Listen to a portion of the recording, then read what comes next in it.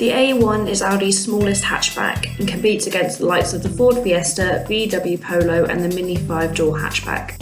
We're driving the S-Line 35 TFSI, which is a 1.5 litre petrol that produces around about 150 horsepower. We're driving an automatic, but there are various manual options available too. But your options are limited to a purely petrol range. There are no diesel cars within this lineup. This A1 had the Glacier white metallic paint, and as it was an S-Line, it also got a sporty exterior styling pack and 17-inch alloy wheels. The A1 has a 335 litre boot, which is 65 litres more than the previous generation A1. It features tethering points and a handy hidden storage space for the breakdown warning triangle.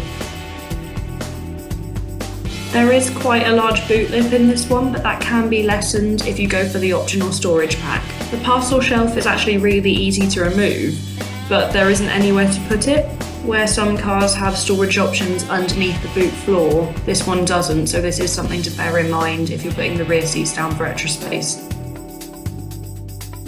It's snug and stylish in the back, and I felt room-wise it was fairly comparable to the Mini 5-door hatch.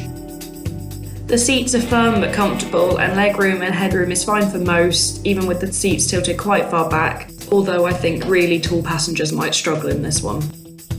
You get ISOFIX points on the front passenger and the 2 rear outer seats, but the caps just seem really tricky to remove. All models get LED headlights as standard, and as we've gone for an S-Line, it also has the LED interior lighting pack. Up front, you get black cloth sport seats with a leatherette combination and silver contrast stitching. Audi have done a really nice job of creating a dash that looks futuristic and high-tech. The design is all very angular, with strong lines that put the technology at a good position for the driver to view.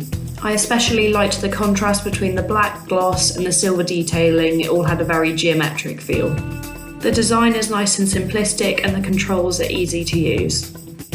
Everything is centred around a vibrant 8.8-inch touchscreen, and whilst you don't get a sat-nav as standard, what you have got is Audi's smartphone interface, which means you can just connect via Apple CarPlay or Android Auto to display your own maps. And the overall display is functional, clear and bright. And as I mentioned, I also really like the fact that the screen is angled slightly towards the driver, which makes it a bit easier to use the navigation whilst you are driving. You get a sporty, high-quality steering wheel that controls what's probably the biggest selling point for this car, the fully digital driver's display. And what is great is that all of the A1 models get this display as standard. Alongside your basics such as your speed, trip computer and fuel, you can also view your media, calls and driver assist. The controls for the aircon and driver select mode are in the centre console and also very easy to use. Those who go for an S-Line model will get rear parking sensors as standard, but unfortunately no reversing camera. Although I would say that this really isn't a massive issue, the car is small enough and the visibility is good enough that it shouldn't worry you. Due to its size and design, the visibility is also really good and the car is very easy to manoeuvre. And it'll be a really good car for popping around town and getting into smaller spaces. It also drives really smoothly and absorbs road noise well. The car was also just really nippy and enjoyable to drive.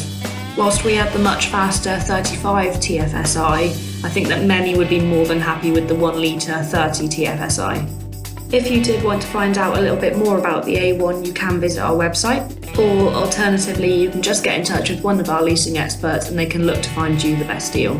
Thanks for watching, and we'll see you again for our next test drive review.